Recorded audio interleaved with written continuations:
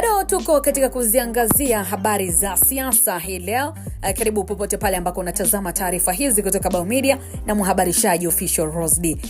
Chadema yavunja ukimya kuhusu kuhusishwa na maandamano ya mwezi wa 7 tarehe 7. Mambo yamekaa vipi? Basi mulika taarifa ya makamu mwenyekiti wa chama cha demokrasia na maendeleo Chadema Zanzibar, Mzee Saidi, ambaye ametoa wito kwa jeshi la polisi kuwaachia huru wafuasi wa chama hicho wanaoshikiliwa kwa tuhuma za kuhamasisha maandamano yanayodaiwa kufanyika Julai 7 mwezi wa 7 mwaka 2027, siku ya 7/7 imeona. Kauli hiyo ameitoa Juni 19 alipokuwa akizungumza na wananchi katika kata ya Chinongwe mkoani Lindi.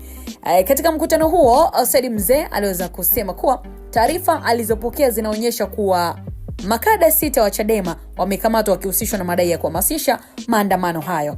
Hata hivyo, aliweza kusisitiza kuwa chama hicho hakihusiki na maandalizi ya maandamano hayo na kwamba hakijatoa maelezo yoyote kwa wanachama wake kuhusu shughuli hiyo ambayo inadaiwa kufanyika mwezi wa 7 tarehe 7. Anaeleza kuwa ni muhimu kwa vyombo vya ulinzi na usalama kufanya uchunguzi wa kina ili kubaini ukweli wa tuhuma zinazowakabili watu hao badala ya kuhusisha moja kwa moja chama hicho. Kwa mujibu wa kauli yake, Chadema haijapanga maandamano hayo na hivyo haioni sababu ya wanachama wake kushikiliwa kwa madai yanayohusishwa na tukio ambalo chama kinasema halina uhusiano nalo. Lakini pia Said Mzee aliweza kusema kuwa ameamua kuweka wazi msimamo huo mbele ya wananchi wa Chinongwe pamoja na Watanzania kwa ujumla ili kuondoa sintofahamu ambazo zinaweza kujitokeza kuhusu nafasi ya chama hicho katika swala hilo.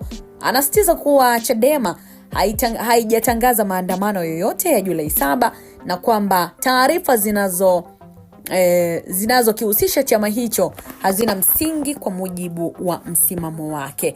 Aidha, aliweza kutoa wito pia kwa mamlaka husika kuhakikisha kwamba uchunguzi unaendelea kwa kuzingatia sheria na ushahidi ambao unaweza kuthibitisha tuhuma dhidi ya watu waliokamatwa. Hakuishia hapo, alieleza kuwa hatua hiyo itasaidia kuhakikisha haki inatendeka kwa wote bila kuwepo kwa upendeleo au maamuzi yanayoweza kuathiri haki za msingi za wananchi. Mtazamaji, kauli hiyo imekuja wakati ambako kuko na mjadala kuhusu taarifa za watu mbalimbali kuweza kukamatwa kwa madai ya kuhusika na uhamasishaji wa maandamano ambayo yanatarajiwa kufanyika mwezi wa 7 tarehe 7. Katika mazingira hayo, viongozi wa Chadema wameendelea kusisitiza kuwa chama hakina uhusiano na maandamano hayo na kwamba msimamo wao umebaki kuwa hawajahusika katika kuyaandaa wala kuyaratibu. Mambo yako hivyo. Ukiona maoni yako moja kwa moja katika hili, unaweza kuchangia kupitia Bao Media comment section. Tutaangazia wakati mwingine.